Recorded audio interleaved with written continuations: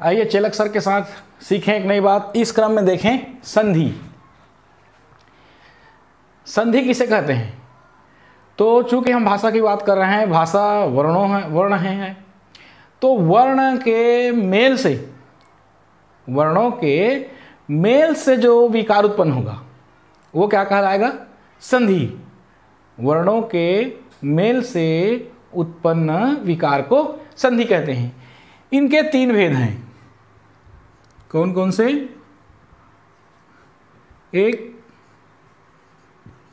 स्वर संधि, अर्थात स्वर वर्णों के मेल से उत्पन्न विकार, स्वर संधि।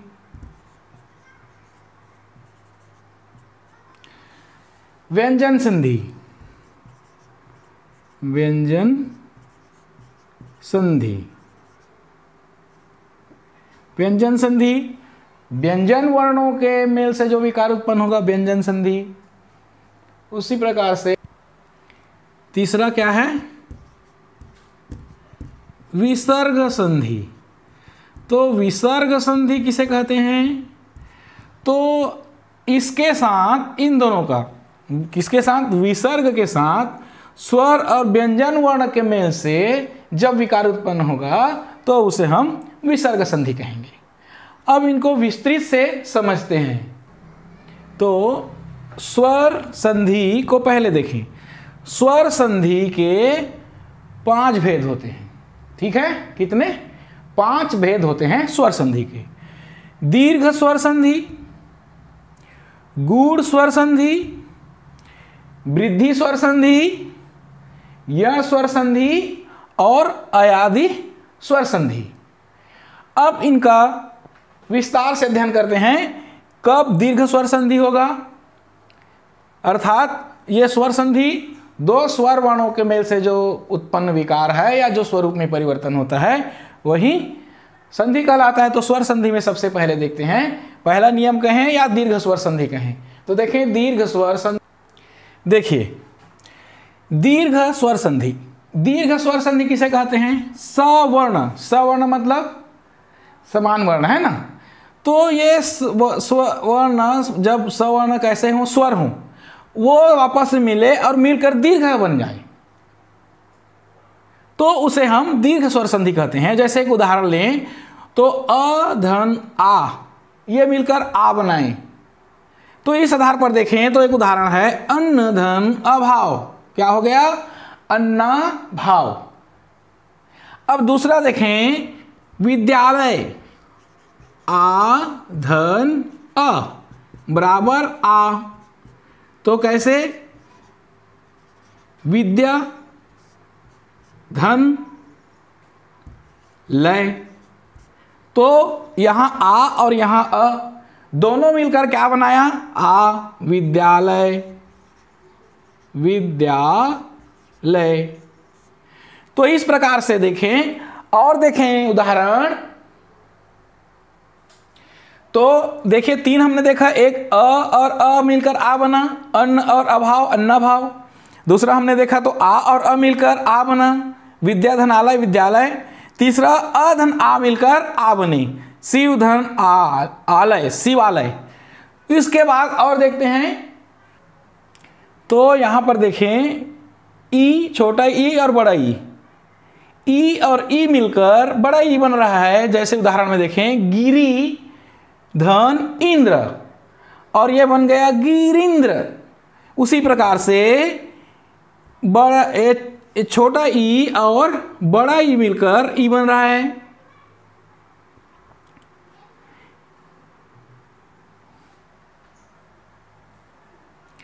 गिरी, ये छोटा ई और बड़ा ई मिलकर क्या बन गया? बड़ा ई, गिरीश। उसी प्रकार से उदाहरण लें, देखिए तो बड़ा ई और छोटा ई मिलकर बड़ा ई बना रहा है मही धन इंद्र, महेंद्र। उसी प्रकार से यहां देखें तो पृथ्वी और इस, बड़ा ई और बड़ा ई मिलकर क्या बना रहे हैं? बड़ा ई। तो पृथ्वी धन इस क्या हो गया? पृथ्वीस। इसी प्रकार से तो यहां देखें छोटा ऊ और बड़ा ऊ मिलकर बड़ा ऊ बना रहा है। जैसे स्वयंभू, छोटा ऊ, धन उदय, छोटा ऊ, स्वयंभूदय, स्वयंभूदय। उसी प्रकार से री और री मिलकर री बना रहे हैं पितृ धन ऋण पितृ। तो इस प्रकार से हमने दीर्घ स्वर संधि में क्या देखा, अ और अ मिलकर दीर्घ आ बना रहा है, आ और अ मिलकर दीर्घ आ बना रहा है, अ और आ मिलकर आ बना रहा है। इसी प्रकार से ई और ई मिलकर बड़ा ई बन रहा है, छोटा ई और बड़ा ई मिलकर बड़ा ई बन रहा है, बड़ा ई और छोटा ई मिलकर बड़ा ई बन रहा है, छोटा ऊ और छोटा ऊ मिलकर बड़ा ऊ बन रहा है, तो छोटा ऊ और बड़ा ऊ मिलकर बड़ा ऊ बन रहा है, री और री मिलकर रीढ़ बन रहा है तो बड़ा पितृण बन रहा है। तो इस प्रकार से हमने देखा, तो ये हुआ दीर्घ स्वर संधि। अब दूसरा देखते हैं, तो यहां देखें तो गुण स्वर संधि कब होगा, जब देखिए स्वर भिन्न स्वर हैं, है ना। अब इस स्वरों में अ और ई मिलकर ए बने, देवेंद्र उदाहरण के लिए, तो कैसे, देव ये हो गया अ और इंद्र, और दोनों मिलकर क्या बन जाए, देवेंद्र। उसी प्रकार से अ और ई मिलकर ए बन जाए, देव का अ हो गया देव, और धन इस क्या बन गया, देवेश। उसी प्रकार से यहां पर देखें, आ महा धन इंद्र, और क्या बन गया, महेंद्र। तो हमने क्या क्या देखा यहां पर, अ और ई मिलकर ए बन जाए, अ और ई मिलकर ए बन जाए, या आ और ई मिलकर ए बन जाए, वहां पर हमको उस विकार का नाम क्या होगा, गुण स्वर संधि। और इसमें देखते हैं, तो यहां देखें, और गुण स्वर संधि में तो अ और उ मिलकर ओ बनाए, जैसे चंद्र धन उदय चंद्रोदय, अ और उ मिलकर ओ बनाए, बड़ा उ मिलकर अ और बड़ा उ मिलकर जब ओ बनाए, समुद्र धन उर्मी समुद्रोर्मी।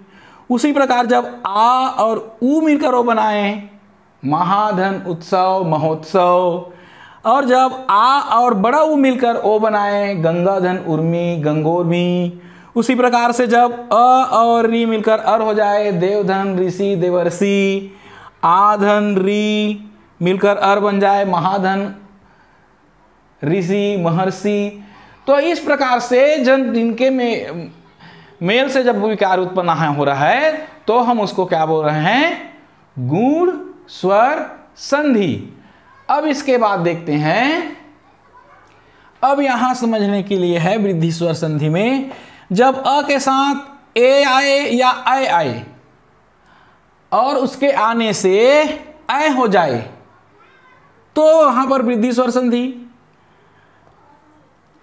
आ के साथ ए आए या ऐ आए तो वो ऐ हो जाए, तब जब अ और अ के साथ ओ या औ आए और औ हो जाए, जब आ के साथ ओ या औ आए और उसके मिलने से औ हो जाए, तब यहाँ वृद्धि स्वर संधि होता है होगा। अब देखिए यहाँ पर अ के साथ ए और ऐ, तो एक का अ आ गया और फिर एक तो ए आया, तो ए क्या बन गया, वो एक एक, तो अ के साथ ए मिलने से एक एक ऐ हो गया।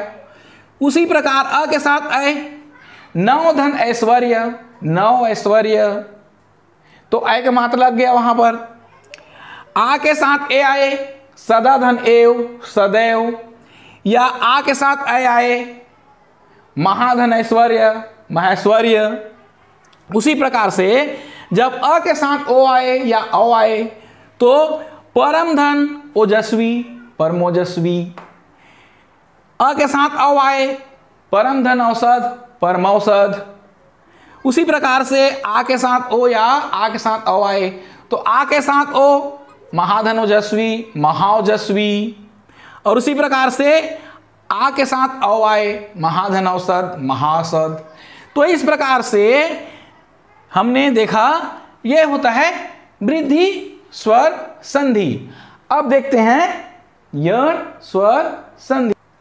तो यहां पर देखें यण स्वर संधि, जब ई, ऊ और री के साथ कोई भिन्न स्वर आए तो छोटा ई और बड़ा ई का यू, उल्लू कून के ऊ का छोटा ऊ या बड़ा ऊ का व, और री का आ हो जाता है, तब ये हमारा क्या है, यण स्वर संधि है। अब कैसे देखिए, अति छोटा ई और उत्तम, अति उत्तम यू हो गया। उसी प्रकार से अति धन उष्म, अति उष्म, तो ई और ई का क्या हो गया, ऊ हो गया। यहां देखें अनु धन अय, अन्वय, गुरु धन ओदन, गुरुओदन, मतलब ऊ और ऊ का क्या हो गया, वह हो गया। पितृधन आदेश, तो पित्रादेश, तो री का क्या हो गया, आ हो गया। तो यही दिमाग में रखना है, ई और ई के साथ भिन्न स्वर आए तो उसका ऊ हो जाएगा, ऊ और ऊन उसके साथ भिन्न स्वर आए तो वह हो जाएगा, री के साथ भिन्न स्वर आए तो आ हो जाएगा। ये होगा किसमें, यण स्वर संधि में। अब देखते हैं, तो देखें अयादि स्वर संधि में क्या होगा कि जब ए, ओ और औ, ए, ओ और औ के साथ जब भिन्न स्वर आए, फिर रिपीट करूं, एड़िक ए, ऐनक ए, ओ ओखलिक ओ, औरत क्या हो, ये चारों के साथ जब भिन्न स्वर आए तो ए का ऐ का आय, ओ का औ और औ का आओ हो जाता है। कैसे देखें, ए धन ऐ, ए का क्या हो गया, ऐ, ने धन अन, नयन, अन हो गया, अ हो गया, ऐ हो गया, नय धन अक, तो ऐ का क्या हो जाता है, आय हो जाता है, तो क्या हो गया, नय धन अक, नायक, आय हो गया। और ओ का अ हो जाता है, पो धन अन, अन पवन, और औ का आ हो जाता है, पौ धन अन, पावन। तो इस प्रकार से आज हमने संधि और उनके भेदों को समझा, उनके नियमों को समझा और जाना। अगली वीडियो में हम व्यंजन संधि के नियमों और व्यंजन संधियों को समझेंगे और विसर्ग संधि के। तो ये वीडियो आपको कैसा लगा कमेंट बॉक्स में जरूर कमेंट करके बताइए। तब तक के लिए जय हिंद, वंदे मातरम। फिर मिलते हैं नई जानकारी के साथ, नई वीडियो के साथ। तब तक के लिए जय हिंद, वंदे मातरम।